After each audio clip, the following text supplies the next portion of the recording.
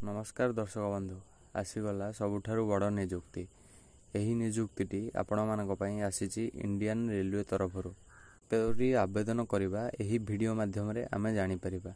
जदि आपण एही वीडियोटी को प्रथम थर देखुछंती दया करी लाइक करंतु, चैनल को सब्सक्राइब कर दियंतु। या फल रे आपण नूतन वीडियो पाई परिबे। चलंतु जानिबा पोस्ट रो विवरणी विषय रे। एही निजुक्तिटी इंडियन रेलवे तरफरु आसी अछि। एही जॉब टी regular basis job central government job मध्य यहाँ रही। टेक्नीशियन पोस्ट रो ना होची टेक्नीशियन। टोटल पोस्ट रहिबो 14,298 पोस्ट। आपण एही पोस्ट को केवल ऑनलाइन माध्यम रे अप्लाई करि परिबे। एही पोस्ट को टोटल भारत जाकर सब पिला अप्लाई करि परिबे। बोथ मेल एंड फीमेल उभय पुरुष एवं महिला ही पोस्ट को अप्लाई करि परिबे। पोस्टिंग आपण मानकर रहिबो इंडिया भितर जे जगह रे पोस्टिंग मध्य रही परिबो। ऑनलाइन डेट आपणकर आरंभ हो जाइए अक्टोबर 2 रु। लास्ट डेट यहाँ रोचे 16/10/2024। चलतु जानिबा केउ केउ डिपार्टमेंट रे वैकेंसी रही। यही वैकेंसी टेक्नीशियन ग्रुप 1 सिग्नल रे 1095 पोस्ट रही। टेक्नीशियन ग्रुप 3 रे 8052 पोस्ट रही। आपणकर टेक्नीशियन ग्रुप 3 एंड वर्कशॉप रे 5144 पोस्ट रही। एज लिमिट होची मिनिमम आपण को बयस दरकार 18 वर्ष। मैक्सिमम एज होची 33 बा 36 वर्ष। आपणकर जदि ओबीसी हेइथिबे गवर्नमेंट हिसाब रे रिलैक्सेशन हिसाब रे ओबीसी स्टूडेंट मानक पई 3 वर्ष। एससी एसटी और फिजिकल हैंडिकैप्ड स्टूडेंट को 5 वर्ष। एक सर्विसमैन मानक पई रहइबो 5 वर्ष रिलैक्सेशन।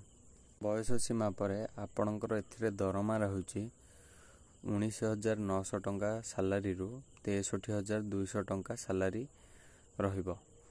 सिलेक्शन प्रोसीजर यहाँ पर सिलेक्शन प्रोसीजर होची 3टा मेथड रे सिलेक्ट आपण हेबे। कंप्यूटर बेस्ड टेस्ट रहिबो। ऑनलाइन जोटा एग्जाम आपणकर रहिबो। यहाँ पर आपण जदि सिलेक्ट होसंती डॉक्यूमेंट वेरिफिकेशन करिवे। यहाँ पर आपणकर मेडिकल टेस्ट रहिबो। यदि आमे शिक्षागत योग्यता देखिबा ताहले मिनिमम 10वीं पास करथिबा दरकार। ता सहित आईटीआई करिथिबा निहाती दरकार। यहाँ पर जो एग्जाम रहिबो एग्जाम टा 100 मार्क रहिबो। आपणकर 100 mark exam online based exam रहिबो। आपणकर क्वेश्चन रहिबो मल्टीपल चॉइस क्वेश्चन। तो आपन को टाइम मिलिबो 90 मिनिट रो। किंतु एहा सहित आपन को नेगेटिव मार्किंग सिस्टम मध्यम रहिबो। 1/3 mark for each wrong answer. गोटे भूल पई 1/3 मार्क कटिबो। यहाँ पर चलंतु जानिबा एप्लिकेशन फीस विषय रे। आपण को जनरल कैंडिडेट पई 500 टंका रहिबो। हमर ईडब्ल्यूएस कैंडिडेट माने BPL below poverty line candidate पई मध्य 500 टंका रहिबो। ओबीसी कैंडिडेट मानक पई मध्य 500 टंका रहिबो। फीमेल कैंडिडेट पई 250 टंका रहिबो। एससी एसटी कैंडिडेट पई 250 टंका रहिबो। एही चालनटी आपण नेट बैंकिंग थ्रो रे काटी परिबे। एही पोस्ट पई आपणकर डॉक्यूमेंट रिक्वायरमेंट हबो 10th certificate and marksheet +2 certificate बा आईटीआई सर्टिफिकेट एंड मार्कशीट और कंप्यूटर सर्टिफिकेट। आपणकर गोटे सिग्नेचर कास्ट सर्टिफिकेट आधार कार्ड रेसिडेंट सर्टिफिकेट आउ आपणकर पासपोर्ट साइज फोटो। चलंतु जानिबा आपण माने किपरि आवेदन करि परिबे।